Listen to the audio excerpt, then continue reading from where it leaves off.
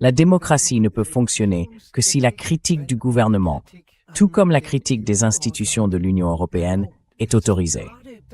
C'est précisément le cœur de la liberté d'expression, que soit aussi protégé par les droits fondamentaux des opinions avec lesquelles presque personne n'est d'accord, et surtout avec lesquelles le gouvernement n'est pas d'accord. Jusqu'à présent, nous n'avons vu qu'une poignée de cas de journalistes européens inscrits sur la liste des sanctions. Mais cela peut devenir un incendie généralisé si l'on n'y met pas un terme. S'agit-il ici d'imposer à d'autres membres de la population une obéissance anticipée en suscitant la peur?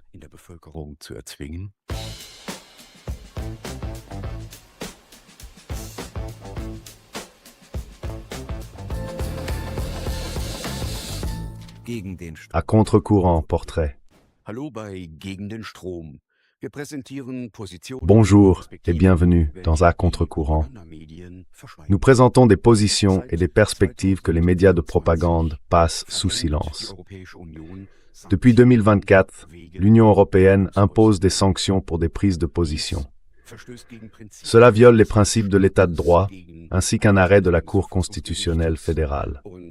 Et le professeur Dietrich Mürzwick, spécialiste du droit constitutionnel, administratif et de l'environnement, aujourd'hui émérite de l'Université de Fribourg, déclare « Sans liberté d'expression, il n'y a pas de démocratie. » Et c'est ainsi que l'Union européenne démantèle la démocratie. Professeur Mürzwick, que recouvrent ces sanctions?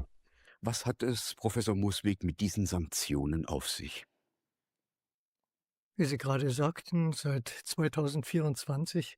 Comme vous venez de le dire, depuis 2024, il existe un nouveau règlement sur les sanctions, avec lequel l'Union européenne veut, comme elle le dit elle-même, lutter contre les mesures russes de subversion et de déstabilisation. L'Union européenne considère que la Russie mène une guerre hybride, et cette guerre hybride inclurait aussi le fait d'influencer les États membres de l'UE et des pays tiers par la propagande et la désinformation, afin d'attaquer, de saper et de déstabiliser l'ordre intérieur, la sécurité intérieure et la souveraineté de ces États. Cela vaut en particulier pour l'Ukraine, mais aussi pour d'autres États qui peuvent être touchés et affectés par ce type d'influence russe. Et c'est contre cela que des sanctions individuelles doivent désormais être prises.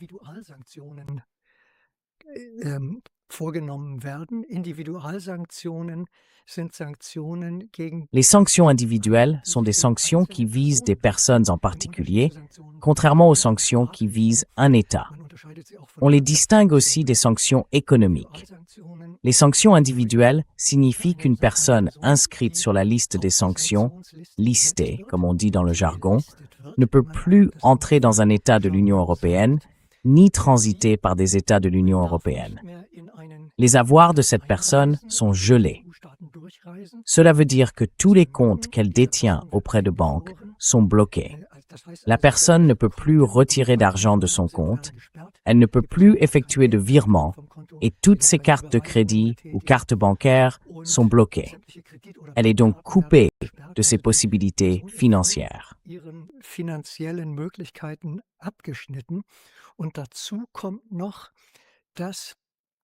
À cela s'ajoute le fait qu'il est interdit à toute autre personne de mettre de l'argent ou des ressources économiques à la disposition de cette personne. Autrement dit, une personne sanctionnée est coupée de tous ses moyens d'existence, sur le plan financier et économique. C'est donc cela, concrètement, qu'implique une sanction. Et on peut évidemment se demander pourquoi l'Union européenne fait-elle cela? La justification de l'Union européenne, c'est que ce n'est pas une punition. Selon l'Union européenne, personne n'est puni parce qu'il exprime une mauvaise opinion. Il s'agit plutôt d'une mesure préventive. L'objectif est donc d'exercer par de telles sanctions une pression sur la personne concernée afin qu'elle s'abstienne de participer à la subversion russe et à la déstabilisation russe.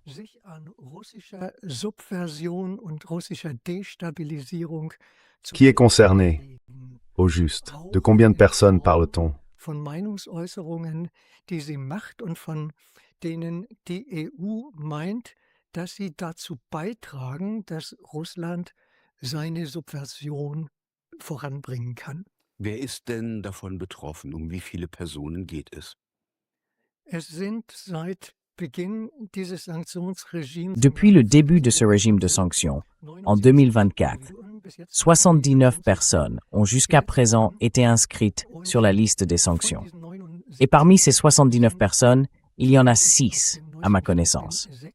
C'est quelque chose de tout à fait nouveau qui ne s'était pas encore produit avec les sanctions précédentes.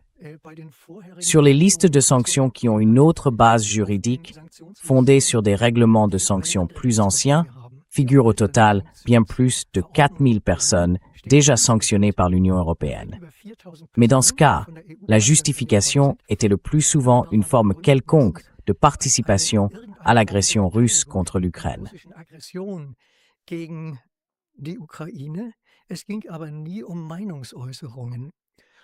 Mais il ne s'agissait jamais d'expression d'opinion. Et voilà que depuis 2 ans, des expressions d'opinion sont sanctionnées. Il y a encore relativement peu de personnes sur la liste des sanctions. Mais, pour la première fois, on y trouve aussi des ressortissants d'États membres de l'Union européenne. Et cela revêt une très grande importance. Une importance particulière, ne serait-ce que parce que ces sanctions, telles que je les ai décrites, ont un effet bien plus intense pour les citoyens de l'Union européenne que les sanctions imposées à des ressortissants russes vivant en Russie. Staatsangehörige verhängt werden, die in Russland leben. Man muss sich mal vorstellen, wenn ein Russe Il faut bien se représenter la situation.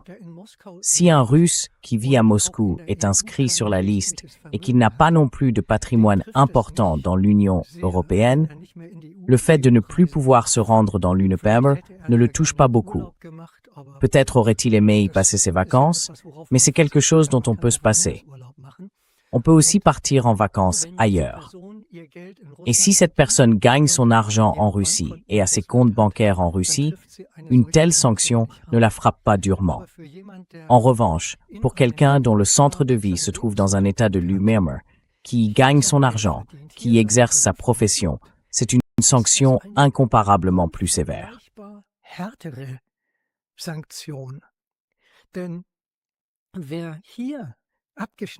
Car celui qui est coupé de ses comptes bancaires, qui ne peut plus gagner d'argent, parce que ce qu'on appelle l'interdiction de mise à disposition s'applique. Cette interdiction signifie que aucune personne n'a le droit de donner de l'argent ou d'autres ressources économiques à la personne sanctionnée. Cette personne se retrouve alors ramenée d'un niveau de vie qui était peut-être tout à fait correct auparavant au simple minimum vital.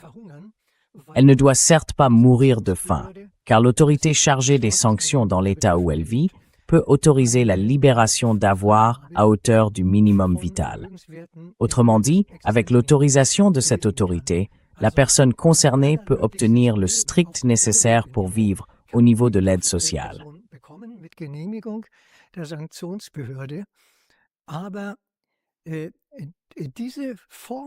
Mais cette forme de sanction ramène l'individu au minimum vital.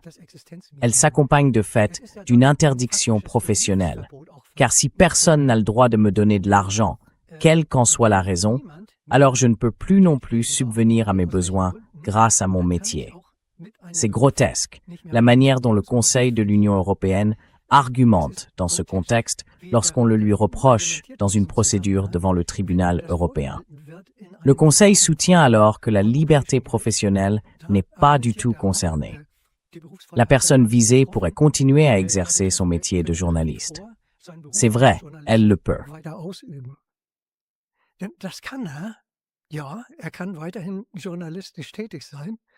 Oui, il peut continuer à exercer une activité journalistique, mais personne n'a le droit de le rémunérer pour cela. Or, pour exercer un métier, il faut bien pouvoir en vivre. C'est pour ainsi dire inhérent à la notion même de métier. Bien sûr, c'est une interdiction professionnelle de fait qui découle de cette sanction. Si l'on l'évalue maintenant sur le plan juridique, c'est en réalité la dernière étape d'une analyse juridique, mais on peut aussi le dire d'emblée, cela n'est en aucune façon compatible avec le principe de proportionnalité. Infliger une sanction aussi sévère à quelqu'un en raison des opinions qu'il exprime. erlassen wird. So hart im Falle des Berliner À ce point, dans le cas du journaliste berlinois Hüseyin Doğru, que son entourage social est lui aussi touché. Hüseyin Doğru est marié, il a 3 enfants, dont 2 très jeunes. Le compte de sa femme a également été bloqué pendant un temps. Actuellement, c'est le compte de sa mère qui est bloqué.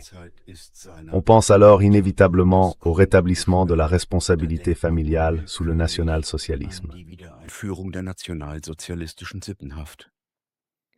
Also die EU macht tatsächlich Donc, dans certains cas, l'Union européenne fait effectivement quelque chose qu'on pourrait qualifier de responsabilité collective familiale. Dans certains règlements de sanctions, il est expressément prévu que des membres de la famille puissent eux aussi être inscrits sur la liste des sanctions s'ils bénéficient, d'une manière ou d'une autre, d'un avantage provenant de la personne sanctionnée. Dans le cas de Doğru, je ne connais pas les faits avec suffisamment de précision. Je ne sais pas si le gel des comptes de l'épouse ou de la mère de Doğru a été ordonné par l'Union européenne. Ces 2 personnes ne figurent pas sur une liste de sanctions. Die beiden Personen stehen ja nicht auf einer Sanktionsliste.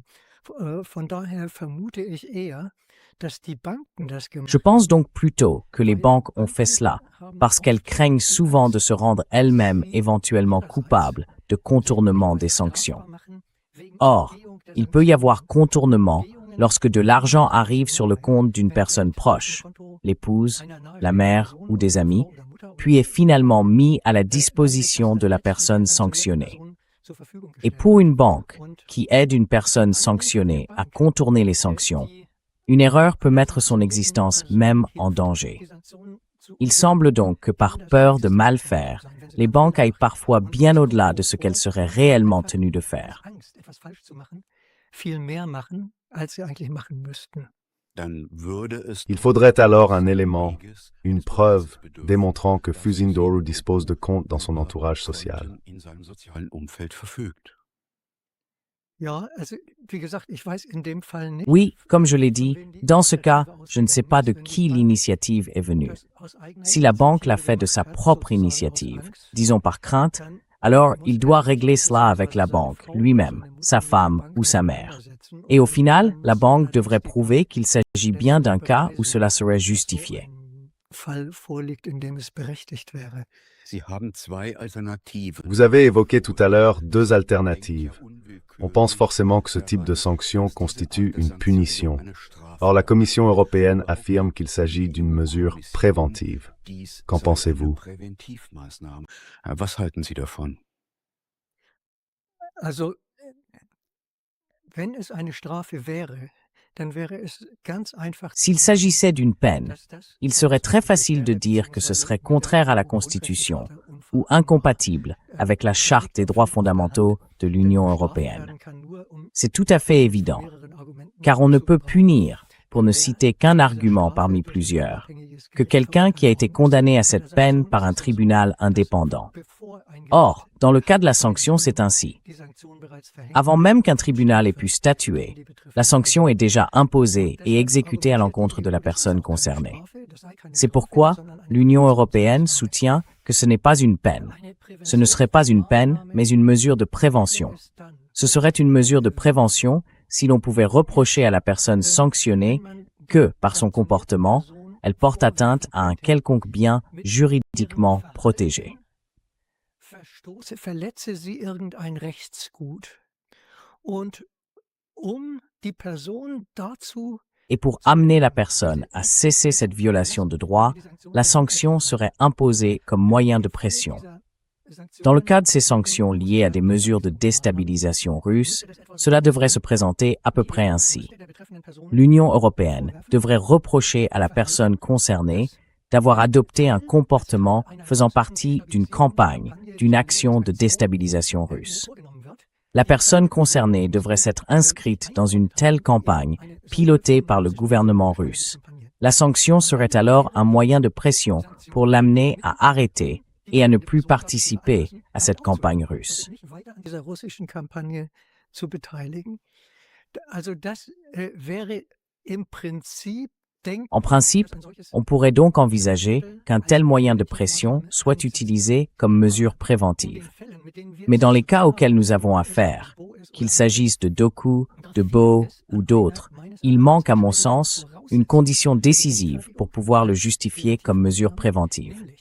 Juridiquement, c'est la règle. Lorsqu'une sanction est utilisée comme moyen de pression pour amener une personne à cesser un comportement jugé indésirable, cette personne doit d'abord, avant que la sanction ne soit prononcée, être invitée à cesser ce que, selon l'Union européenne, elle doit cesser de faire. Si cela se produisait, cette personne aurait alors la possibilité de mettre fin au comportement indésirable afin d'éviter la sanction.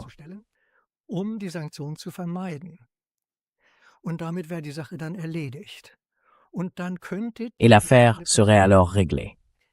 La personne concernée pourrait ensuite contester en justice l'injonction de cesser ce comportement assortie d'une menace de sanction sans avoir elle-même été sanctionnée.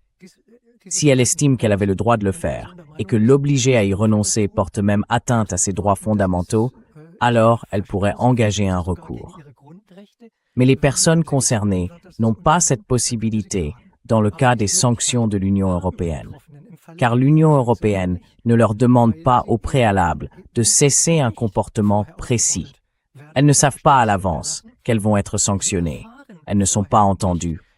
Et puis un jour, elles se retrouvent soudain sur la liste des sanctions. Stehen sie plötzlich auf der Sanktionsliste und sie erfahren das erst, wenn sie zur Bank gehen und Geld abheben. Et vous ne l'apprenez que lorsque vous allez à la banque et que vous voulez retirer de l'argent, parce que votre compte est alors bloqué. Et ensuite, si vous vous renseignez, vous pouvez lire dans le journal officiel de l'Union européenne qu'il y est indiqué que vous figurez sur la liste des sanctions. Donc, sur le plan juridique, je considère que l'Union européenne, lorsqu'elle sanctionne une expression d'opinion en affirmant que cette expression est liée à la campagne de désinformation russe, porte atteinte à la liberté d'expression. Une atteinte qui ne peut pas être justifiée. Ne serait-ce que parce qu'il existerait un moyen moins restrictif d'atteindre l'objectif que l'Union européenne veut atteindre. Car l'objectif est bien le suivant. La personne doit s'abstenir de participer à cette campagne de désinformation russe.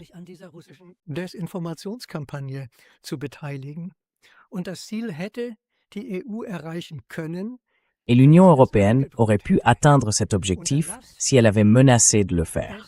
Tenir telle ou telle déclaration, la publier dans tel ou tel journal ou sur tel ou tel portail Internet que nous considérons comme pro-russe. Et si tu ne t'en abstiens pas, alors tu seras sanctionné. Mais comme cela ne se fait pas, l'individu n'a absolument aucune possibilité d'éviter les sanctions. Il ne sait même pas que ce que l'Union européenne lui reproche sera considéré comme un motif de sanction.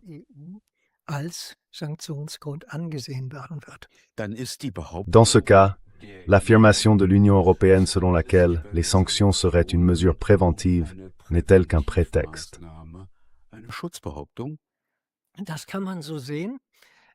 On peut le voir ainsi.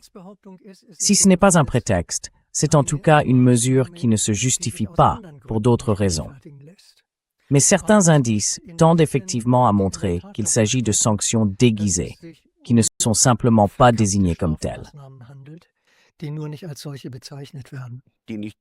ne sont pas désignées comme telles, parce qu'en réalité, elles ne tiendraient pas juridiquement dans un état de droit.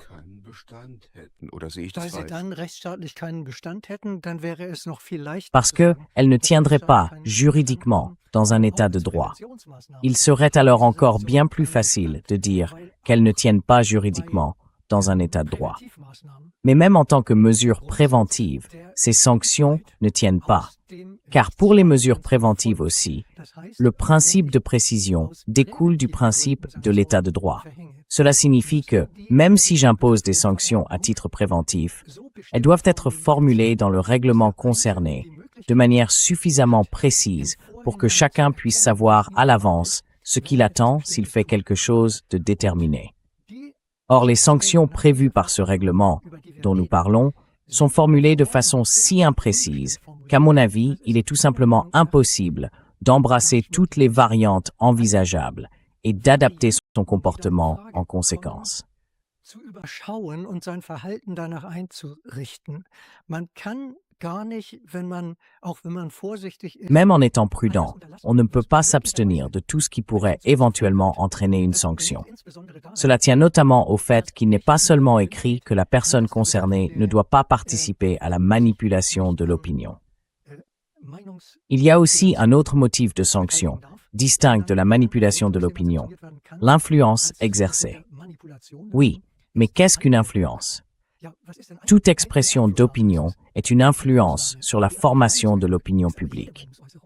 Et si je m'exprime publiquement sur des questions politiques, j'influence l'opinion publique. Cela, à lui seul, ne peut évidemment jamais suffire. Mais c'est désormais combiné avec la protection des biens juridiques mentionnés dans le règlement. Den Schutz der Rechtsgüter, die in der Verordnung genannt sind. Es soll ja geschützt werden, die Sicherheit, die Souveränität. Il s'agit bien de protéger la sécurité, la souveraineté des États de l'Union européenne et des pays tiers, et ainsi de suite. Il faut donc qu'il s'agisse de quelque chose qui, d'une part, soit lié à une campagne russe de déstabilisation visant à toucher et à compromettre la sécurité, la souveraineté, et ainsi de suite. Et d'autre part, il faut que la personne qui exprime une opinion soit d'une manière ou d'une autre liée à cette campagne russe. Et en quoi ce lien peut-il consister? Eh bien, s'il s'agissait d'une personne qui y participe activement, par exemple en étant payée comme agent par le gouvernement russe pour diffuser certaines désinformations sur Internet. Bestimmte Desinformationen im Internet unterzubringen, das wäre ja noch relativ klar erkennbar und überschaubar. Ce serait encore relativement clair et facile à cerner. Mais ce n'est pas de cela qu'il s'agit. Certes, cela aussi est naturellement passible de sanctions au titre du règlement, mais bien d'autres comportements sont également sanctionnés. Par exemple, le soutien à une telle campagne de désinformation, ou même le simple fait de la facilité. Et quand on parle de facilité, c'est un terme dont le champ d'application est si vaste qu'il englobe presque tout ce qui relève ne serait-ce que d'expressions critiques à l'égard de la politique de l'Union européenne, ou d'opinions qui manifesteraient, d'une manière ou d'une autre, ne serait-ce qu'une compréhension de certains aspects de la politique russe. Für Teilaspekte russischer Politik bekunden. Das legt Cela donne à penser que Nicaragua les sanctions seraient un instrument d'un nouveau règne de l'arbitraire. Auf jeden Fall ein Instrument einer En tout cas, c'est un instrument de domination qui vise à évacuer du débat public sur les sujets importants pour l'Union européenne, pour sa politique étrangère, tout ce qui remet en cause les récits de l'UMR ou tout ce qui, d'une manière ou d'une autre, favorise ne serait-ce que partiellement des contre-récits. Et on peut dire que c'est probablement l'objectif de ces sanctions. Le porte-parole du ministère des Affaires étrangères de la République fédérale d'Allemagne a vraiment averti les journalistes présents à la conférence de presse fédérale. Si quelqu'un ose exprimer des opinions comme celles exprimées, par exemple par Jacques Beau, il doit s'attendre à être lui aussi inscrit sur la liste, à subir le même sort que Jacques Beau.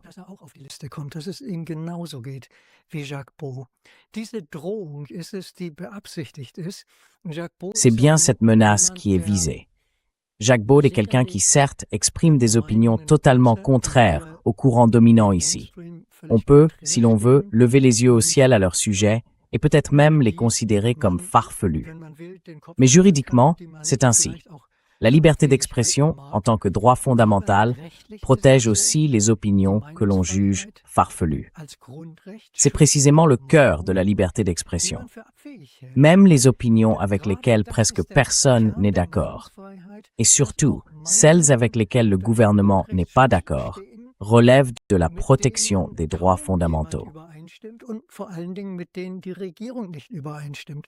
Und was die EU hier macht mit diesen Sanktionen. Et ce que fait l'Union européenne ici, avec ces sanctions, tend à viser à écarter du débat public toutes les opinions, surtout sur le conflit en Ukraine, mais aussi dans d'autres domaines que l'Union européenne considère comme politiquement importants, dès lors qu'elles contredisent les récits de l'UEBERM. Et ce n'est pas seulement incompatible avec la liberté d'expression, mais aussi avec le principe démocratique. Car la démocratie ne peut fonctionner que si la critique du gouvernement, comme la critique des institutions de l'UNO-Member, est également autorisée. An den EU-Organen erlaubt ist. Jacques Beau ist ein Jacques Baud est un ancien officier du renseignement militaire suisse. Il a beaucoup travaillé à l'étranger, y compris dans des zones de guerre et de crise, et il vit aujourd'hui à Bruxelles. Un citoyen suisse est sanctionné à Bruxelles. Il ne peut plus voyager, comme vous le dites. Dans quelle mesure la justification de l'Union européenne est-elle solide? Wie stichhaltig ist denn die Begründung der EU? Soweit ich das habe zur Kenntnis nehmen können, D'après ce que j'ai pu constater, il n'existe aucune raison solide de penser que Baud collabore avec la Russie de quelque manière que ce soit. Or, selon moi, c'est précisément la condition pour qu'une sanction puisse être envisagée. Quelqu'un qui ne fait qu'exprimer des opinions sans collaborer avec la Russie d'une quelconque façon ne peut en aucun cas être sanctionné par les institutions de l'Union européenne en raison du contenu de ses prises de position, simplement parce qu'elles sont désormais perçues comme dérangeantes. Ce serait clairement incompatible avec la liberté d'expression. Il faut qu'il y ait un élément qui dépasse la simple expression d'une opinion pour que cette liberté d'expression puisse être restreinte dans ce contexte. Et on dépasserait le cadre de la simple opinion s'il y avait effectivement une intégration consciente et volontaire dans une campagne russe de désinformation. C'est ce que l'Union européenne devrait démontrer pour pouvoir sanctionner quelqu'un comme Jacques Beau. Je n'ai pas vu cette démonstration. nachweisen, jemanden wie Jacques Beau sanktionieren zu können.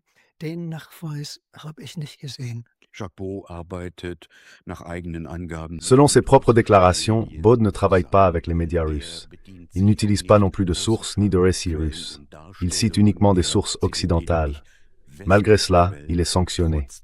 S'agit-il ici d'imposer une obéissance anticipée à d'autres membres de la population en créant la peur? Vorauseilenden Gehorsam bei anderen in der Bevölkerung zu erzwingen?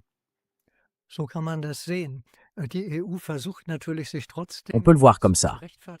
L'Union européenne essaie bien sûr, malgré tout, de se justifier au regard de l'application de son propre règlement sur les sanctions, qui exige justement ce lien avec la Russie. C'est ce que dit le règlement lui-même. Ce n'est pas seulement moi qui le dis, c'est écrit dans le règlement. Dans ce règlement, la formulation est si souple qu'avec des termes comme faciliter ou soutenir, on peut plutôt construire quelque chose, si l'on procède en plusieurs étapes. Bien sûr, le Conseil de l'Union européenne n'a absolument aucune preuve que Jacques Baud collabore avec une quelconque instance russe. Et maintenant, le Conseil affirme que Baud travaille avec des médias favorables à la Russie. Plusieurs sont cités, auxquels cela est censé s'appliquer. Für die das gelten soll. Ein Medium, dessen Name mir im Augenblick nicht Un média dont le nom ne me revient pas pour le moment fait partie de ceux dont l'Union européenne dit qu'ils reçoivent, d'une manière ou d'une autre, de l'argent de Moscou ou quelque chose comme ça. Mais Baud dit qu'il n'a jamais travaillé avec eux. Selon lui, ils ont simplement repris, sans lui demander, des interviews ou des déclarations qu'il avait faites dans d'autres médias. Et donc, on ne peut pas lui imputer cela. Le Conseil de l'Union européenne, lui, avance un autre argument. Mais ce n'est même pas le point. Il dit que des déclarations de sa part sont parues dans ce média favorable à la Russie. Qu'il y ait consenti ou non serait sans importance, puisque cela a été publié dans un média de propagande russe. Weil es ja in einem russischen Propagandamedium erschienen sei. Ich meine, es ist unsinnig, auch im Je veux dire, c'est absurde, y compris au regard de la fonction préventive que les sanctions sont censées avoir. Si je veux, par une sanction, dissuader quelqu'un de s'abstenir de faire quelque chose qu'il a fait et qu'il continue de faire, alors il est absurde de prononcer une sanction pour quelque chose qu'il n'a absolument pas fait. Donc, si un média favorable à la Russie, quel que soit le nom qu'on lui donne, utilise ces déclarations sans son consentement, ce n'est pas quelque chose qu'il a fait lui-même et dont une sanction pourrait le dissuader. Cet argument ne tient donc pas. mithilfe einer Sanktion. Also dieses Argument zählt nicht. Oder ein anderes Beispiel. Ou un autre exemple. Le Conseil de l'Union européenne présente comme prétendue preuve d'une collaboration avec la Russie, et donc d'une participation à une campagne russe de désinformation, le fait que Baab ait dédicacé son propre livre dans une librairie, et cette librairie serait favorable à la Russie. Pour justifier ce caractère favorable à la Russie, on avance qu'un autre auteur, un Français, ou plutôt que les livres de cet auteur français étaient vendus dans cette librairie, et que cet auteur figure sur la liste des sanctions. Patrick Baab aurait dû le savoir, et donc savoir qu'il s'agissait d'une librairie ayant des liens avec la Russie. Et par conséquent, il n'aurait pas dû s'y produire.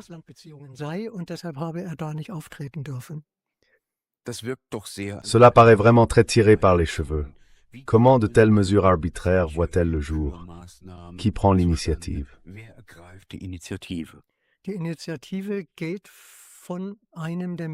En règle générale, l'initiative vient de l'un des États membres. Cela peut se faire directement. Tous les États membres sont représentés au Conseil par un membre de leur gouvernement. Donc ici, il s'agit du Conseil des ministres des Affaires étrangères, qui adopte ce type de sanctions. En pratique, il est probable que dans l'État membre dont le ministre des Affaires étrangères présente la demande, quelqu'un au ministère des Affaires étrangères. Peut-être existe-t-il un service spécialement chargé de rechercher des cas pouvant faire l'objet de sanctions et de formuler des propositions, qu'un fonctionnaire prépare une note pour le ministre et que celui-ci s'en saisisse. Il est également possible qu'un État s'adresse à la représentante de l'Union européenne pour les affaires étrangères, qui peut alors elle aussi présenter cette demande au Conseil.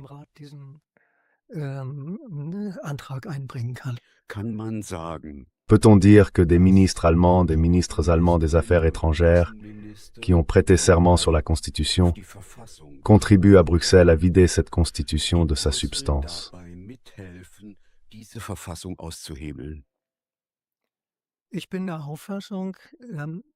Je suis d'avis que les ministres qui participent aux décisions du Conseil de l'Union européenne sont tenus de respecter les droits fondamentaux inscrits dans la loi fondamentale.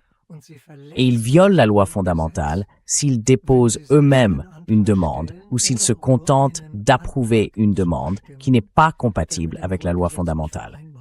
Et il me semble que c'est le cas ici. Quels recours juridiques des personnes concernées comme Hüseyin Doğru ou Jacques Beau ont-elles pour se défendre contre cela? Il est possible d'introduire un recours en annulation devant les juridictions européennes contre l'inscription sur la liste des sanctions. En première instance, c'est le tribunal de l'Union européenne qui est compétent. En seconde instance, ce serait la Cour de justice de l'Union européenne. Quelles chances de succès de telles plaintes? Il y a déjà eu des décisions dans de nombreux cas. En matière de sanctions, elles sont encore relativement peu nombreuses, voire inexistantes, au titre de ce nouveau règlement sur les sanctions. Nous n'avons pas encore suffisamment de recul.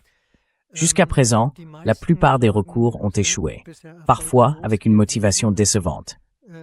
Mais il existe aussi toute une série de cas dans lesquels les recours ont abouti.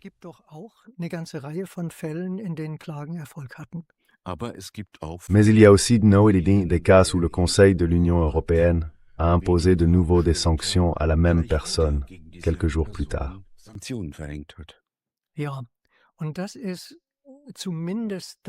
Oui, et cela pose problème. Du moins lorsque la nouvelle sanction s'appuie sur des arguments, sur des comportements censés la justifier, qui relèvent de la même période que celle déjà examinée par le tribunal. À l'avenir, j'estime que la jurisprudence devrait dire qu'il s'agit là d'un abus, car au fond, cela vide totalement de sa substance la protection juridique, s'il est possible de ressortir à volonté de nouveaux motifs d'un quelconque réservoir inépuisable. Quand il s'agit de journalistes, il y a des milliers de déclarations que la personne concernée a pu faire.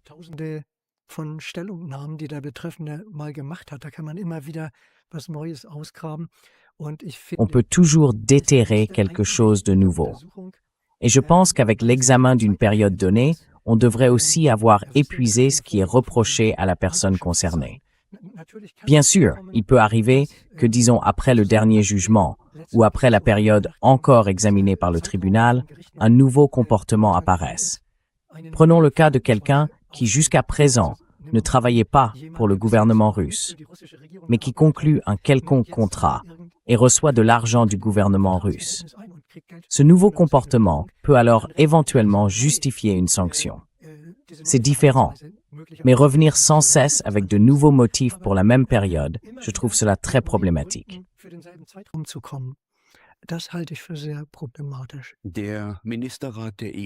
Le Conseil des ministres de l'Union européenne fait partie de l'exécutif.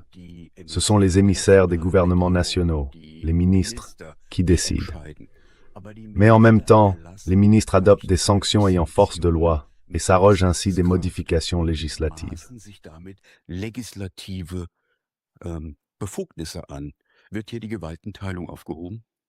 La séparation des pouvoirs n'est pas appliquée de manière cohérente dans l'Union européenne.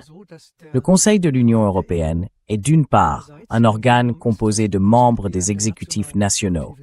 Il prend aussi des décisions qu'on peut rattacher au domaine de l'exécutif. Mais, selon les traités de l'Union européenne, il est en même temps un organe législatif. Le pouvoir législatif de l'Union européenne se compose de deux organes, le Parlement et le Conseil. Auparavant, il n'y avait que le Conseil. Dans la première phase de la CEE, le Parlement n'avait qu'un rôle consultatif. Aujourd'hui, il est pour ainsi dire un organe parlementaire doté de droits égaux. Nous avons donc ces deux organes parlementaires, ou plutôt ces deux organes législatifs, le Parlement et le Conseil. Et c'est précisément au niveau du Conseil que la séparation des pouvoirs est pour ainsi dire rompue.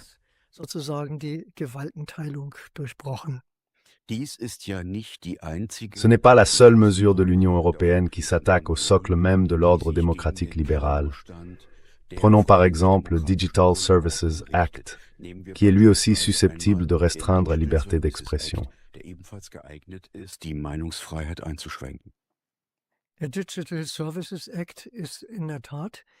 Le Digital Services Act est effectivement très problématique sur un point.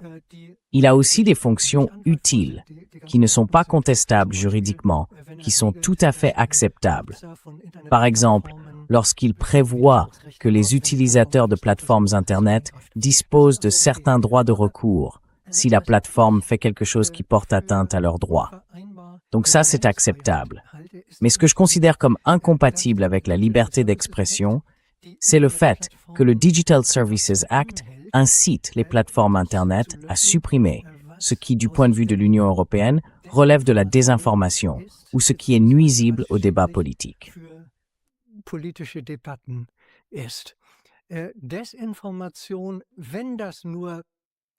La désinformation.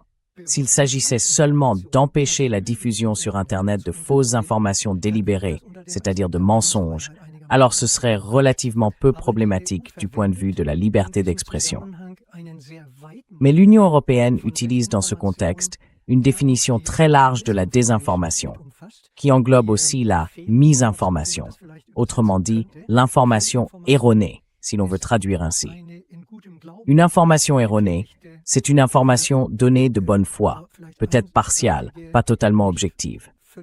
Or, c'est précisément quelque chose qui est aussi garanti, en quelque sorte, comme droit fondamental dans le cadre de la liberté d'expression.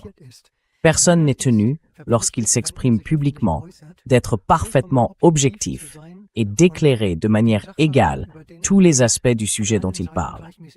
Il est tout à fait courant, y compris dans les médias dits de qualité, de présenter les faits de manière unilatérale.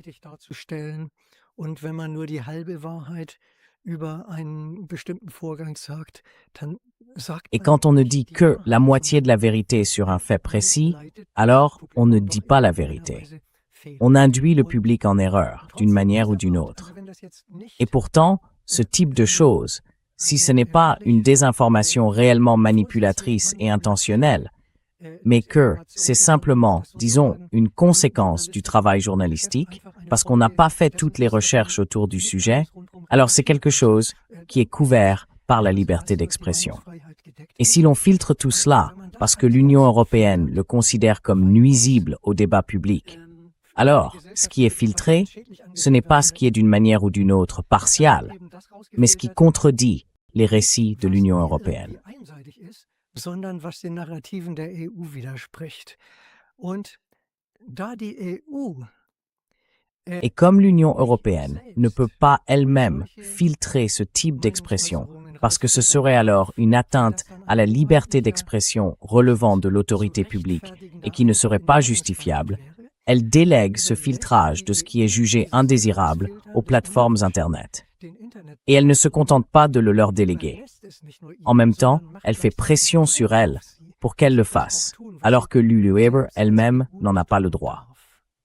Et cette manière de contourner la protection de la liberté d'expression en exerçant indirectement une pression sur les entreprises d'Internet pour qu'elles fassent ce que l'État ou l'Union européenne n'ont pas le droit de faire eux-mêmes, je la considère aussi comme très néfaste pour le libre débat sur les sujets politiques. für den freien Diskurs über politische Themen. Im Zusammenhang mit dem Digital Services Act. Dans le cadre du Digital Services Act, il y a eu une audition au Congrès américain. Les dirigeants des grandes entreprises d'Internet, comme Facebook par exemple, y ont été entendus.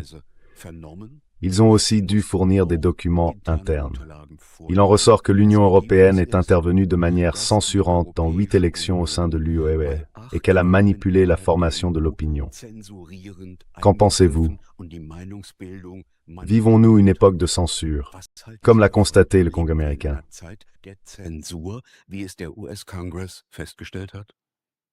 Also, da kenne ich jetzt die Hintergründe nicht näher. Ich müsste mir da Eh bien, die Begründung je ne connais pas ansehen. précisément les tenants et les aboutissants de cette affaire. Il faudrait que je regarde la motivation pour voir exactement ce qui a été établi. Ce que j'ai moi-même constaté, c'est que pendant la pandémie de Covid, les gouvernements ont fait pression sur les entreprises d'Internet. D'après ce que j'ai lu, le gouvernement fédéral allemand y a aussi participé, pas seulement le gouvernement américain. Et ces suppressions, par millions, d'expressions d'opinion qui n'étaient pas d'accord avec la politique Covid, avec les mesures anti-Covid, c'est quelque chose qui a réellement eu lieu. Et je pense qu'à l'époque, la liberté d'expression a été très gravement atteinte. Dass damals die Meinungsfreiheit sehr schwerwiegend beeinträchtigt worden ist. Quel rôle jouent dans ce processus les organisations dites non gouvernementales financées ou cofinancées par l'État, comme par exemple Hate Aid? Die wirken ihrerseits auf die Internetkonzerne ein, indem Ils exercent eux-mêmes une influence sur les entreprises d'Internet en faisant des signalements. En Allemagne, nous avons cette mauvaise habitude des portails de signalement, sur lesquels on peut signaler des prises de position indésirables sur toutes sortes de sujets, y compris lorsqu'elles ne franchissent pas le seuil de l'infraction pénale. Ces ONG transmettent souvent aux plateformes Internet des signalements qu'elles ont reçus de citoyens quelconques. Et les soi-disant signaleurs de confiance jouent un rôle particulier dans ce dispositif. Ce sont des ONG qui ont été certifiées par l'autorité nationale compétente. Cela signifie que l'autorité constate qu'une organisation donnée, comme Hate Aid, remplit les critères permettant à une organisation d'être qualifiée de signaleur de confiance au titre du DSA. dem DSA als Trusted Flagger qualifiziert. Und diese Trusted Flagger Et ces signaleurs de confiance ont davantage d'influence que d'autres organisations sur ce que les entreprises d'Internet suppriment. Car en vertu du DSA, ces entreprises sont obligées de traiter en priorité les signalements des signaleurs de confiance. Et là, il est toujours question de temps. Lorsqu'une organisation, lorsqu'un signaleur de confiance affirme qu'un signalement, une publication sur Internet qu'il veut voir reconnue comme illégale, est présent, le portail Internet concerné doit alors réagir très rapidement. Je n'ai pas précisément le délai en tête, mais je suppose qu'il doit prendre la décision de suppression dans la journée. die Entscheidung über die Löschung treffen. Die Entscheidung liegt bei der La décision revient à la plateforme Internet. Elle n'est donc pas légalement obligée de supprimer tout ce qu'un signaleur de confiance lui signale. Mais elle est elle-même sous pression de temps et sous la pression peut-être de milliers de signalements qui arrivent. Il faut alors décider rapidement. Et pour la plateforme Internet, le plus simple est de supprimer en cas de doute, plutôt que de trancher en faveur de la liberté d'expression en cas de doute. Car si la suppression est injustifiée, cela n'a pas de conséquences négatives pour le groupe Internet. En revanche, si le contenu n'est pas supprimé, alors qu'une autorité nationale constate ensuite qu'il aurait dû l'être parce qu'il est illégal, cela peut avoir de graves conséquences pour le groupe Internet si cela se produit plus souvent. Si cela n'arrive qu'une seule fois, il ne se passe rien. Si cela arrive plus fréquemment, l'Union européenne peut dire qu'ils n'ont pas suffisamment agi contre les risques systémiques, et ils reçoivent alors une lourde amende.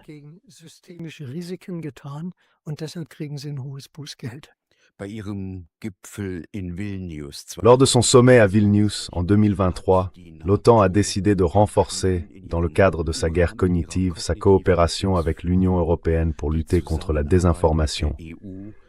Un an plus tard, l'Union européenne a déclaré que les soi-disant désinformateurs, dont elle définit elle-même ce qu'ils sont, étaient pratiquement des ennemis de l'État. L'OTAN tire-t-elle les ficelles en coulisses? Die NATO im Hintergrund die Strippen? Je ne le sais pas précisément. Cela me semble plausible, mais je n'ai pas suffisamment d'informations sur les consultations communes ou les décisions communes qui ont eu lieu.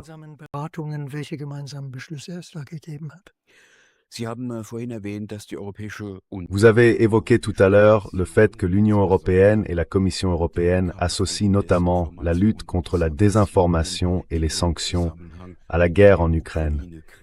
Est-ce que cela fait partie de la conduite de la guerre? Allons-nous bientôt interdire l'écoute des radios ennemies?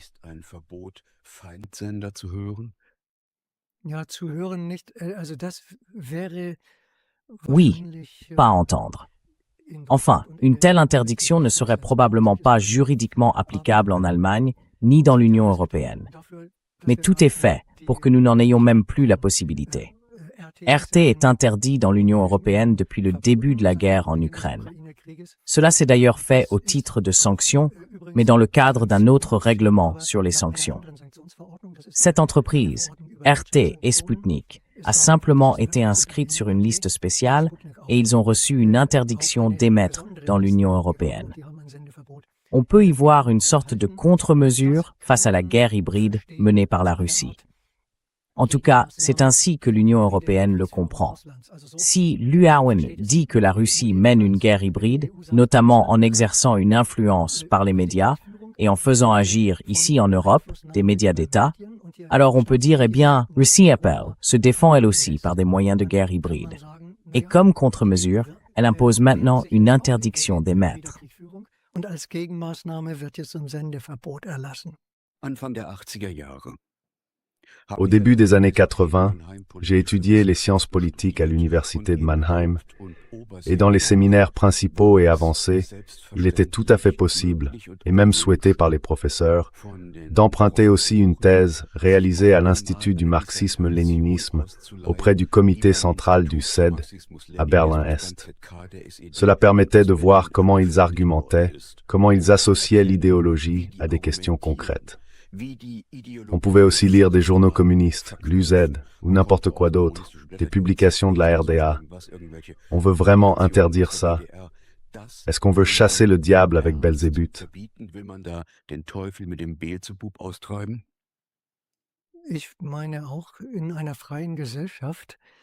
Je pense aussi que dans une société libre, le gouvernement devrait considérer les citoyens comme suffisamment adultes et responsables pour reconnaître eux-mêmes la propagande et s'y confronter.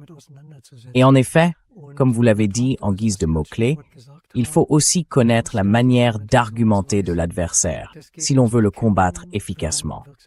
Cela mérite réflexion. Bien sûr, l'Union européenne vous a maintenant opposé toute une série d'arguments. Die argumentieren ja zum Beispiel, dass im Rahmen der hybriden Ils font valoir, par exemple, que dans le cadre de la guerre hybride, la partie adverse, l'ennemi comme on l'appelle aujourd'hui, ne se laisse pas si facilement identifier. Elle agit de manière bien plus sophistiquée. Cette propagande utilise des méthodes qui visent d'abord à saper la confiance de la population dans ses propres médias, et ainsi de suite. Donc, l'exemple qui consiste, en quelque sorte, à se procurer des ouvrages exprimant clairement la position de l'autre camp et à les étudier, ne peut pas être transposé tel quel au moyen de lutte dans une guerre hybride. C'est certainement ce que l'Union européenne vous opposerait, et on ne peut pas totalement écarter cet argument. Kein Richter kann seine Arbeit Aucun juge ne peut faire son travail s'il le prend au sérieux, sans entendre les deux parties.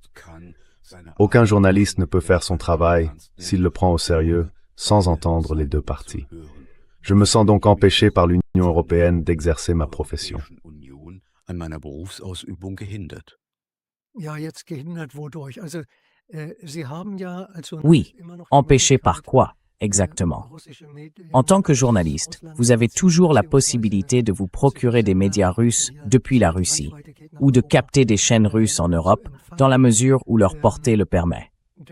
Avec une interdiction comme celle de RT, l'Union européenne cherche à empêcher l'influence de la Russie sur le grand public. Comme je l'ai dit, si l'on considère l'ensemble comme une guerre hybride, on peut éventuellement le justifier comme une contre-mesure. Je ne peux pas en dire davantage.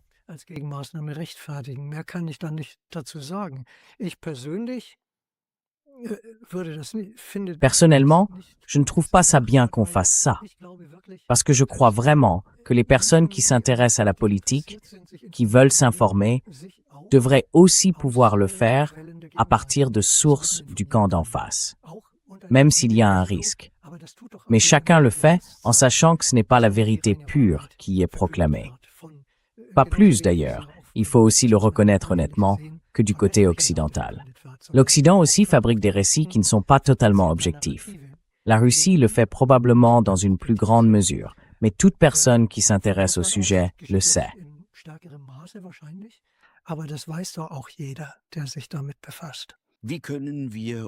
Comment pouvons-nous sauver la démocratie dans ces conditions?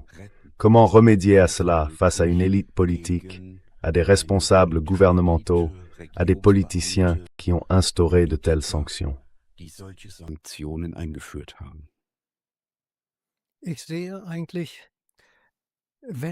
Je le vois ainsi.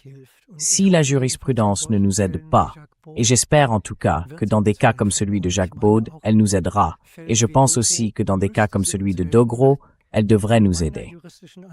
Selon mon analyse juridique, ce règlement sur les sanctions est, en tant que tel, contraire à l'état de droit.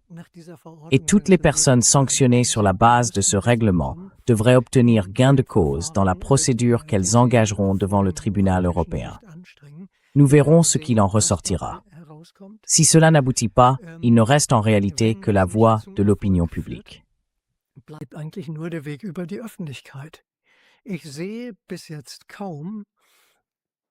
Jusqu'à présent, je vois à peine dans les médias allemands, mais aussi dans ceux d'autres pays de l'Union européenne, que le problème soit ne serait-ce qu'un peu reconnu.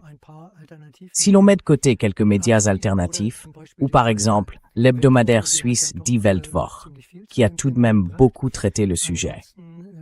Sinon, cela reçoit encore bien trop peu d'attention. Pourtant, il est temps que les journalistes, en particulier, voient à quel point cette question est explosive et à quelle vitesse elle peut s'étendre. Jusqu'à présent, nous n'avons qu'une poignée de cas de journalistes européens sur la liste des sanctions. Mais cela peut devenir un incendie généralisé si l'on n'y met pas un frein.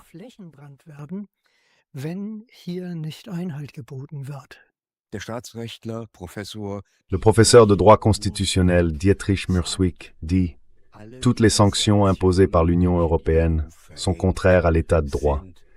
Et un embrasement généralisé peut se produire si l'opinion publique, y compris les journalistes et les juristes, ne se réveille pas. Merci beaucoup pour cela. nicht erwachen. Dafür vielen Dank. Bien sûr. Wir bei Gegen den Chez Gegen den Strom, nous présentons des positions et des perspectives que les médias de propagande passent sous silence. Restez avec nous. Bleiben Sie dabei.